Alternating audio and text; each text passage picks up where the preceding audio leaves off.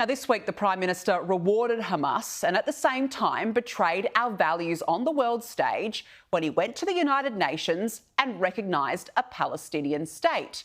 Joining me now for more on this is the Shadow Attorney General, Julian Leeser. Julian, good to catch up with you. We haven't yet spoken to you this week since this all unfolded in New York. So I want to start by asking you, how would you describe what the Prime Minister went and did on the world stage? I think this was an example, Danica, of our shambolic foreign policy on display.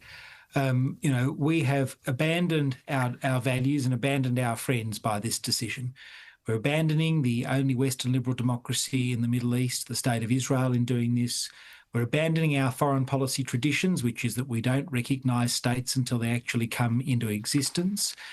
We're abandoning a friend, ally and security partner by at the very moment where the Hamas terrorist organisation is still holding nearly 50 hostages to ransom in Gaza, while it is still controlling large parts of Gaza, that Hamas is being rewarded by the grant of statehood to the Palestinians by what Mr Albanese has done. We've made it very clear that when we come to government, we will reverse this decision. And the reason that we'll reverse this decision is that you need to have, if you're going to have a two-state solution, and I support a two-state solution, the recognition point comes at the end. It comes at a period after the hostages have been returned, after Hamas plays no further part in Gaza, after the Palestinian actors recognise Israel's fundamental right to exist, and after those important final status issues like borders and Jerusalem have been worked out. You don't do this now, and all Mr Albanese was doing was getting pats on the back from other hard left leaders around the world. The Labor Party used to talk about an independent foreign policy for Australia, but we're really having our foreign policy dictated to here by the left-wing British government, the French, the Canadians, and by Labor Party conferences that for 50 years have been having resolutions on this issue each year, more and more anti-Israel. So this is a sad time, and it's a missed opportunity. You have to remember, Danica, Australia was attacked by the Iranian regime in at least two terrorist attacks that occurred on our shore.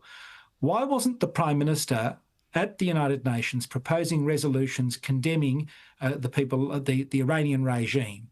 Why wasn't he there seeking support of like-minded countries to bring the Iranian regime to justice for its sponsorship of terrorism abroad, its attacks on our country and its human rights abuses at home? That's what an Australian Prime Minister should be doing at the United Nations at this time. Absolutely. And I just think this wasn't just a betrayal, again, of Jewish Australians, but also a betrayal of all of our values. To go and do this on the world stage is quite frankly embarrassing. I want to ask you about this story exclusively revealed by my colleague Chris Kenny last night. Dozens of refugees from Gaza touched down in Australia a week ago and were personally met by Home Affairs Minister Tony Burke at the airport. Julian, this is astonishing. The minister's had some sort of a private meet and greet with these people. Where is the transparency? Well, I think that's a good question, Danica. I think the minister's got some serious questions to answer here. Why is he rolling out the red carpet to this particular group of people? Why has he failed to be transparent about it? And there's no publicity about this from him and no explanation from him as to why he's done this.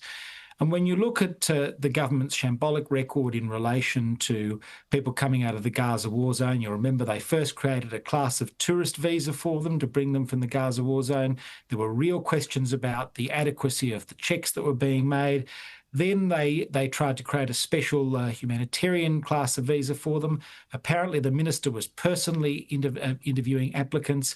The whole handling of this seems to be not really about Australia's interests, but about Mr Burke's domestic political interests. And I think the government needs to come clean about what's really happening with the refugees that are being brought from the terrorist-controlled Gaza war zone. No, look, I completely agree. I mean, why sweep it under the rug? You know, there was no formal announcement, so that to me sends off alarm bells. We also know that Anthony Albanese has bid for a seat on the UN Security Council, which will require him to commit hundreds of millions of dollars in new aid to Africa. Julian, Donald Trump has very publicly questioned the role of this body. He, quite frankly, hates it. Should we be backing it in for a seat at the table? Well, the coalition's offered its support for it, and I think people should remember last time we were on the Security Council, it was something that Kevin Rudd had put forward, but we were in office at the time it actually took place, and we did things like put forward resolutions, lead the world in relation to the condemnation of human rights abuses in North Korea, and the downing by Russia of the Malaysian Airlines flight over Ukraine, which so many Australians were murdered. So it can be a body where it is very important for Australia to have a voice at, and we've been on the body from time to time. But we shouldn't be sacrificing our foreign policy traditions or our values or our friends in order to get there. No, look, I think you're absolutely right. I've got to ask you, is Andrew Hastie a threat to the Liberal leadership of Susan Lee? Andrew Hastie is a fundamentally important part of our team.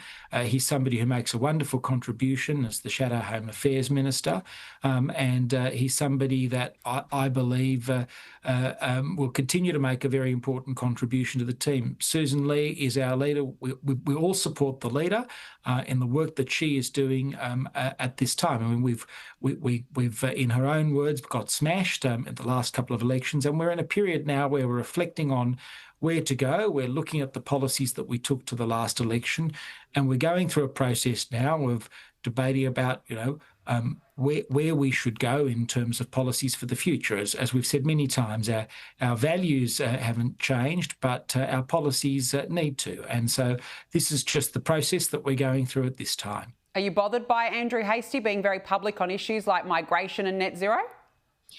Look, I think this is a period of time where you want to have debates in political parties with different people having a range of different views, and we've set up processes to settle those matters, and those policies will be well and truly settled before the next election. All right, well, we look forward to it. Julian, Lisa, good to catch up with you. Thanks so much for joining me on the show this evening. Appreciate it.